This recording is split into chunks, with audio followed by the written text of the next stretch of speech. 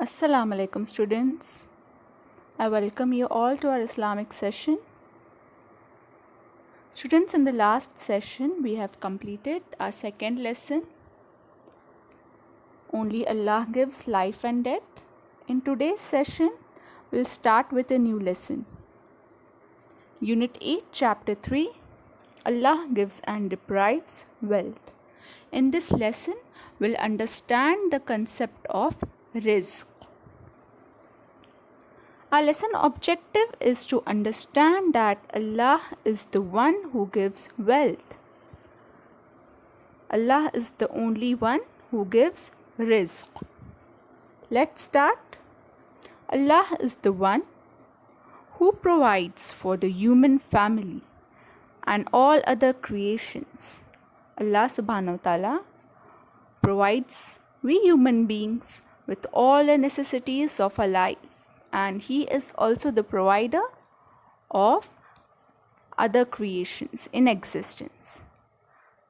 Allah is the one who determines our rizq or sustenance.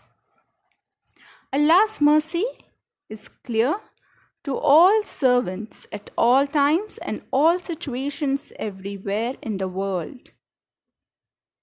The mercy of Allah subhanahu wa ta'ala covers everything in this universe. This means Allah provides sustenance to all of mankind. Very important point. Whether they are believers or non-believers. Allah is the provider to all mankind. Whether they are believers or they do not believe in Allah subhanahu wa ta'ala. And He is the provider to all of His creation, including animals and plants and so on. People usually think that the source of their rizq, the source of their sustenance is their parents, their boss or employers or their jobs. Now, since small children are dependent on their parents for their livelihood, they might think that their parents provide them with everything. And many people think that they have to work somewhere in order to earn money, and with the help of that money they'll be able to satisfy their wants, they'll be able to fulfill their needs. But the fact of the matter is that Allah is the ultimate provider of rizq to all of His creations. The job, the employers, the parents, the boss and so on are just a medium through which Allah subhanahu wa ta'ala is providing them rizq. The ultimate provider is Allah subhanahu wa ta'ala, the Almighty. Allah is the alone. He is the one who controls sustenance of this entire universe. Allah is Ar-Razzaq. He is the Raziq. He is Al-Wahhab. These are the beautiful names and attributes of Allah subhanahu wa ta'ala from the Asmaul Husna, which means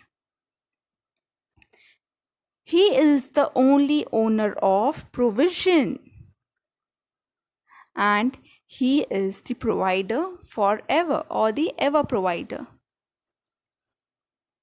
Allah subhanahu wa ta'ala says in Surah Hud, there is no moving creature on earth, but its sustenance depends on Allah subhanahu wa ta'ala. There is no creature, there is no being on this planet, but whose sustenance depends on Allah subhanahu wa ta'ala. The sustenance of all of us, every creature, depends on the Almighty Allah subhanahu wa ta'ala. He knows the time and place of its definite abode. Allah subhanahu wa ta'ala knows the place and time of its definite abode, means the abode is the place of residence. His temporary deposit, all is in a clear record.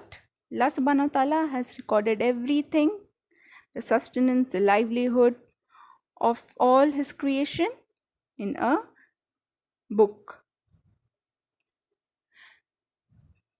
And there is no creation on earth but that upon Allah subhanahu wa ta'ala is its provision, and He knows its place of dwelling and place of storage. All is in a clear register. This is another translation of the same verse. This means everyone, every being, from the moment they are born, their sustenance, their livelihood is written by Allah subhanahu wa ta'ala in a clear book.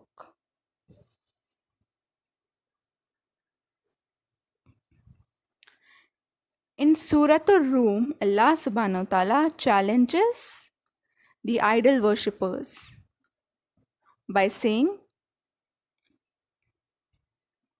"It is Allah who has created you. Further, He has provided for your sustenance. Then He will cause you to die, and again He will give you life." Allah subhanahu wa ta'ala is telling the disbelievers, the non-believers, that He has created them and He is the one who provides them the risk, and He will cause them to die, and again He will bring them back to life. Now, as we are learning this lesson, what comes to your mind when I ask you what is the meaning of rizq, or what is rizq or sustenance? What comes to your mind? Rizq, money, what else? Food?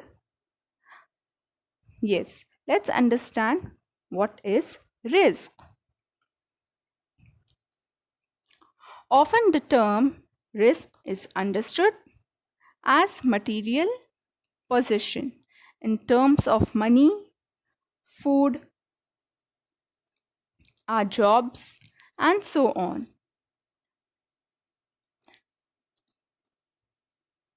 However, risk can be defined as anything that brings benefit or goodness to us. Risk can be defined as anything that brings benefit, that brings goodness to us. Benefits may be advantages, utility, and that brings pleasure to us. Thus, risk encompasses wealth, family ties, spirituality, our faith, intellect, our health, and everything else that are beneficial to us and can help us fulfill our duties and obligations to serve and obey Allah subhanahu wa ta'ala and care for the earth, care for the planet.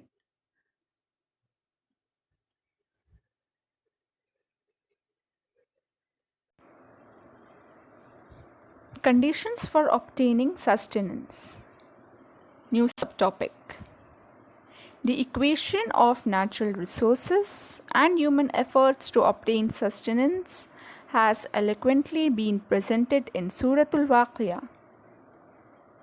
The natural resources, the amount of natural resources, and the efforts put in by we human beings in order to obtain risk is clearly being presented in Suratul Waqiyah. Allah subhanahu wa ta'ala says, "Consider your contribution against our laws in agriculture." What is our contribution in agriculture? We plow a field and sow seeds. Who produces crops from the seeds? You or we? Allah subhanahu wa ta'ala is asking. You complete your task of plowing and sowing the seeds. Who causes the seeds to germinate and who causes the crops to grow from the seeds? Is it we human beings or it's Allah subhanahu wa ta'ala? Indeed, it's Allah subhanahu wa ta'ala. Further, he says, who looks after the crops? Who looks after the crops? We human beings. A calamity may fall and destroy your harvest, leaving you shocked, isn't it? Not only in the case of crops, but in case of anything. Who is our caretaker? Who protects us from the calamity? Indeed, it is Allah subhanahu wa ta'ala. We have no control on any calamity. We have no control to take care of anything. Further, Allah subhanahu wa ta'ala says, consider the water that is essential not only for you, but for every creation in existence. Do you bring it down from the clouds, or do we? Who brings the water down from the clouds? Yes, this Allah subhanahu wa ta'ala. Indeed. Clouds are formed from salty sea water, which is unusable for either farming or for consumption. Seawater cannot be used for any task. And further, Allah subhanahu wa ta'ala says, what could you do if the rainwater was as salty as seawater? What could we do? Yes, we could do nothing. Further, Allah subhanahu wa ta'ala says, then why can't you arrive at the right conclusion in such a clear and simple matter? Why don't you appreciate Allah's system? Means we human beings are always complaining. We are engrossed in our life. We are ungrateful to Allah subhanahu wa ta'ala. We don't ponder, we don't reflect upon the signs of His creation. And we are ungrateful. Further, Allah subhanahu wa ta'ala says, consider the fire, which you use in so many ways. In number of ways we use fire. It provides us with heat and light and so many other uses. Who has caged the heat in that firewood? In that manner. Who has caged? You or we. Indeed, Allah subhanahu wa ta'ala. Now, what do we understand from the above statements? Now, we human beings take it for granted in understanding the value of the bounty Allah subhanahu wa ta'ala has bestowed upon us. The bounty of nature Allah subhanahu wa ta'ala has blessed us with, we take it for granted. Without realizing how perfectly Allah subhanahu wa ta'ala has created the environment for us in order to meet our needs, in order to meet our wants. Just look how the plants play a role in producing oxygen, how the plants prepare oxygen that we breathe, and the process of water cycle. The rainwater, which provides water for us to drink and nourishes the crops, the plants, which in turn becomes a source of food for we human beings as well as animals. Yes? Do we ever think? Do we ever reflect how Allah subhanahu wa ta'ala perfectly created the nature for us? We don't. This is not a coincidence. The rainwater, the plants preparing oxygen, and all other bounties of nature. It is not a coincidence. But it is Allah subhanahu wa ta'ala's will. Rather, it is the decree of Allah subhanahu wa ta'ala. And it is the sustenance from Allah subhanahu wa ta'ala for we human beings. Allah says, we have created all this, and He mentioned all these facts in order to remind us, to remind we human beings of the forgotten truth. What is the forgotten truth? That Allah is the supreme. He is our creator. He is our sustainer, our maintainer, our provider. Allah subhanahu wa ta'ala has put all this in place so that the needy gets sustenance. The needy could benefit themselves. Laws and guidance concerning risk. The next subtopic of this lesson. Some rules and guidelines to be followed while dealing with risk. The first point is everyone should spend according to his capacity. It means a person should spend according to the availability of resources, according to the availability of income, or be it any other blessing. A poor Muslim should spend as little as he or she can afford. For example, if a person earns less money, he should spend accordingly in order to fulfill his needs. While a rich person should spend more in order to fulfill his wants and meet his desires. Allah subhanahu wa ta'ala says in Surah At-Talaq, let the man of means spend according to his means. It means let the wealthy person spend according to his wealth. And the man whose resources are restricted, whose resources are limited, means a poor person, let him spend according to what Allah subhanahu wa ta'ala has given him. Now, being rich or poor is not in our hands. It is by the will and by the decree of Allah subhanahu wa ta'ala. It is predetermined. Allah has already decided how much income a person would have or how much wealth a person would have in his lifetime. So a person should spend according to what Allah subhanahu wa ta'ala has blessed him with.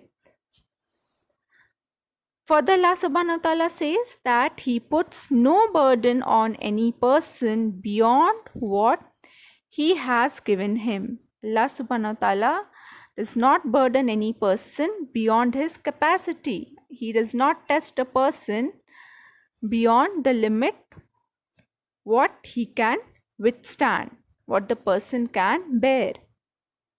And after any difficulty, Allah will soon grant relief. Surely He does indeed. So we need to understand this, that we should spend according to our capacity. The next point is Allah likes a moderate spending. Means while spending we should follow a middle way. It should not be too much or it should not be too less. Our religion Islam encourages us to follow a middle path between the two extremes while spending. Now what are the two extremes? Means neither we should spend too less nor we should spend too much. It has to be moderate. It should not be extravagant and it should not be miserable. Extravagant is something that is spent wastefully, something that is wasted, and miserable is being stingy on our part, means we have but we don't want to spend, so that is miserable. Spending should be within a limit. Allah subhanahu wa ta'ala says in Surah Furqan, those who when they spend are not extravagant and not miserly. Means they are not wasteful and they are not stingy, but holds a just balance between the two extremes. Means Allah subhanahu wa ta'ala tells us to be just, to maintain a balance. It should not be too much or it should not be too less. So these were the 2 points we have studied today. The remaining we'll do in the next session. Let's quickly recap. We have learned the concept of risk. What is risk? Risk is anything that brings us goodness and that benefits us, and it helps us to serve and obey Allah subhanahu wa ta'ala. We have also studied the bounties of nature that Allah subhanahu wa ta'ala has blessed us with in order to meet our sustenance. And we have learned the 2 points in the laws and guidance concerning risk. The remaining part we'll do in the next session.